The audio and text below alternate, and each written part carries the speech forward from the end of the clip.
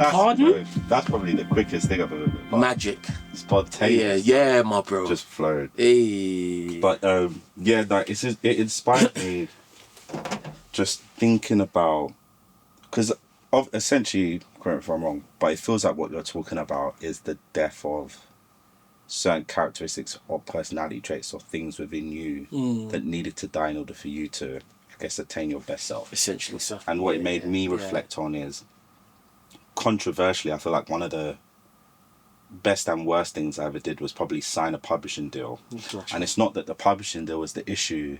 The problem was I hadn't overcome people pleasing yet. Sure. So I kind of went into this situation as like a pure creative with all of these wild ideas, and that's what got me noticed.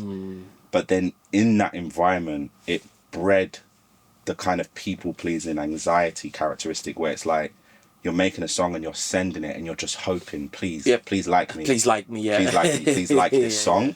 Yeah. And the more like the song doesn't get taken and then other people's songs get taken, then I then start to go, I need to maybe be more like everyone else. Yep. To like, maybe that's why it's happening for them, it's not happening for me. You, yes.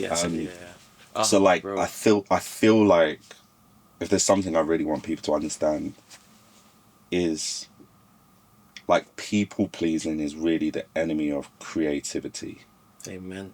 Now, this isn't to say you go into a studio session as a producer, you're just like, bro, listen, do whatever I tell you to do. It's some Hitler vibe, you know? Hitler sessions, bro. But like, you have to have that confidence in your childlike creativity. That part. Because the amazing thing about a child is they get to a certain age where they become more concerned with how they're being perceived.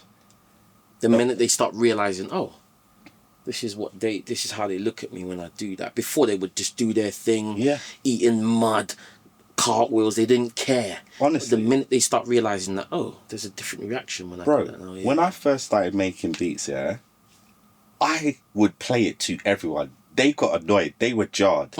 They were irritated. Bro, you need to listen to my beat. Like, bro, I heard this beat yesterday. Because the thing is, like, you used to get this Fruit Loops demo, but you only had an hour and you can't save it. Sure. So I'd make a beat, and then I would have to memorize it, and the next day I would come back and I'd have to remake what I made yesterday and then add the new thing I wanted to make. Because you could export it. Sure. And that's why it became, like, really quick. Yeah. But those beats were terrible, bro, and I didn't care. I was playing it to everybody. It's something I made. I used to play it in the phone, and then everyone used to gather around in a circle and start MCing over it. And it's almost like, it's interesting because I don't really know at what point it became, I really need people to like this, rather than, do I really like it? And it's interesting how YouTube's been great because, like, a lot of people like, when's this song coming out and things like that, and I'm like, no one's thought that far, bro. Yeah. We just made this. Like, we're actually just like having fun. We're just being creative. There's no business strategist or marketing genius anywhere in sight. I have a question for you. Sorry to interject. Do you feel like maybe it became imperative that people liked what you were making when you realized that you could make a living from what you're doing? That's deep. That's exactly what happened. Yeah. I wanted to have things, own things, buy things. And then it's like, okay, well, this needs to make money. So then it's like, when you think about art, when you're focused on making money from your art, then that's also an enemy of creativity as well. There. Because you're right. It was when I thought, okay, how's this going to make me money? Everyone else is buying new cars and new houses.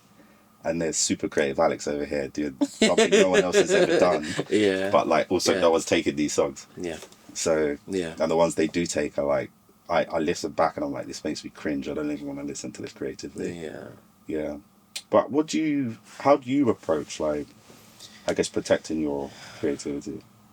So for me, and it was something you said earlier, which was poignant and beautiful, is like, I'm a deep thinker and a deep feeler, but it's about safeguarding myself and making sure I compartmentalize or at least schedule the time to think deeply and feel deeply, because it has to be within a safe space with the confines of the studio. Do you know what I mean? And when I'm at work, working my day job, I'm just doing what I need to do. There's no crossover anymore because it's it's risky business to amalgamate the two, thinking it will make it easier, because what will start happening is, what has been happening is, my ego gets in the way. So if I have to then go and serve a room full of clients who aren't the nicest, in my head I'm thinking, do you know who I am?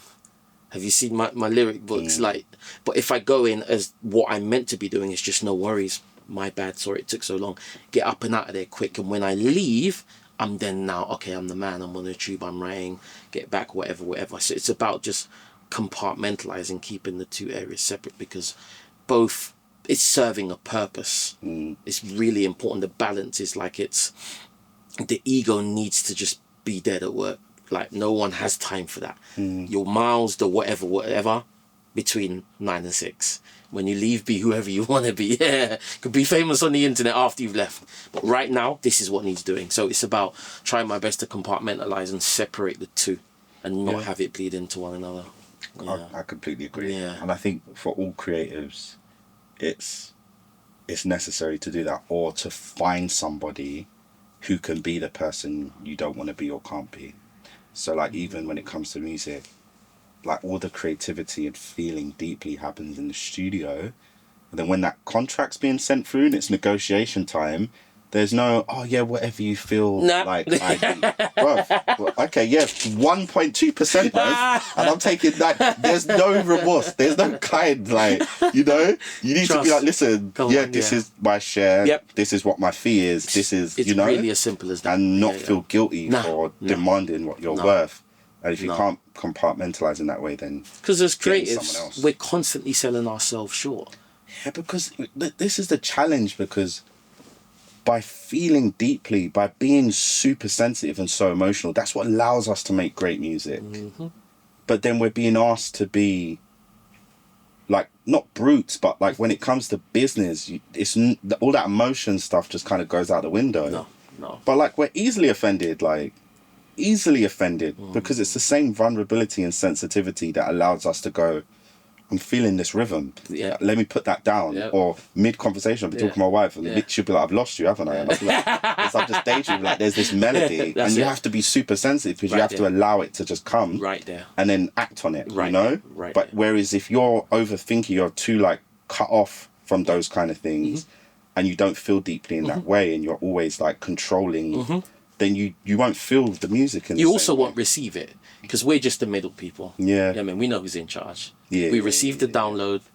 Come on, by the grace, we receive the download, and it's like, we just have to do our best to receive, kind of, not interpret, I don't want to say interpret, but receive, kind of like, interpret, that's what I want to say, and then keep it moving. We're the conveyor belt, boom, boom, out. It's not ours. Gifts are forgiven, and it's not ours.